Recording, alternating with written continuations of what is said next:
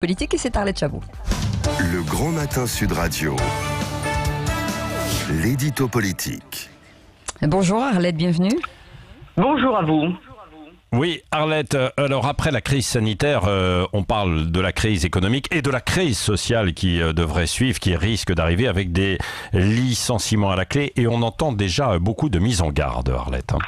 Oui, il faut dire que la France, en grande partie, vit aussi sous perfusion économique. 12 millions et demi de salariés au chômage partiel et les entreprises maintenues à flot grâce au soutien de l'État. C'est le quoi qu'il en coûte.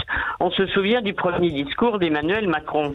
Alors déconfiner, c'est sortir d'une bulle de sécurité sanitaire, mais aussi d'une bulle de sécurité économique et sociale, avec, c'est vrai, dans quelques semaines, un grand danger, les plans sociaux, les licenciements. Certains sont déjà d'ailleurs annoncés. Alors il faut entendre des avertissements. Valérie Pécresse s'inquiète pour une génération sacrifiée, ces jeunes qui ne seraient pas embauchés par des entreprises trop fragiles.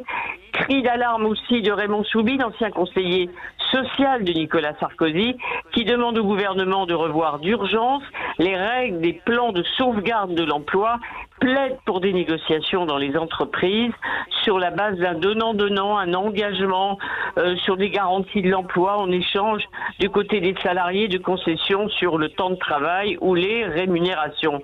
Alors évidemment, c'est beaucoup plus audible que ceux qui disent songez déjà à sacrifier une semaine de vacances et un jour férié.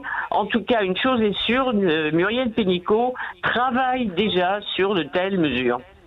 Oui, c'est vrai. Et Emmanuel Macron va devoir consacrer la dernière partie de son mandat, évidemment, à cette réparation sociale de la crise, Arlette.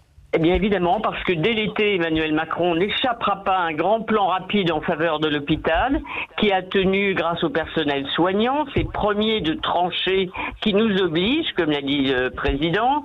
Il y aura sans doute, et on en parle déjà, d'une conférence, un Grenelle sur les bas salaires, ça c'est pour les salariés en deuxième ligne, et des mesures de solidarité fiscale, taxation du capital sont également envisagées. La République en marche appelle déjà à plus de solidarité. Alors les grandes réformes du quinquennat, on le sait, sont enterrées, à commencer par celle des retraites. Le programme présidentiel de 2017 est obsolète. Emmanuel Macron va se réinventer. Seule idée nouvelle, un Green Deal français, un Roosevelt repeint en vert, avec un virage écologique auquel l'appelle Nicolas Hulot. Eh ben, c'est simple, il n'y a plus qu'à le faire. Oui, merci Arlette Chabot. On vous retrouve pour le petit déjeuner de l'actualité avec Elisabeth Lévy, notamment tout à l'heure à 9h et dans 10 minutes.